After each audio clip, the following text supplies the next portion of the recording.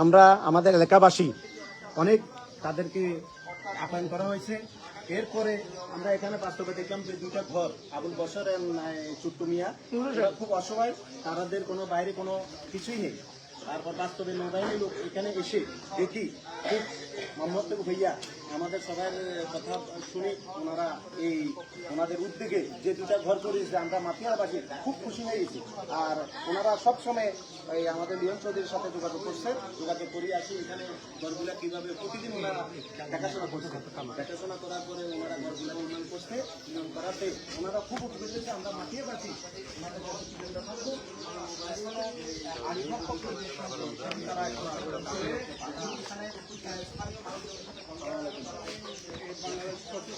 কৃতজ্ঞ থাকবো।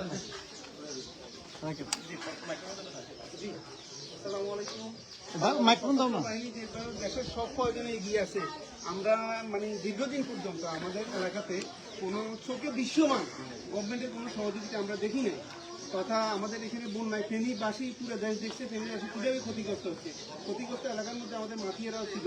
প্রায় আমরা 950 লোক মাফিয়া সরকারি প্রাথমিক বিদ্যালয় এবং মাফিয়ারা ইসলামী আরবি মাদ্রাসা ছিল, মসজিদে ছিল।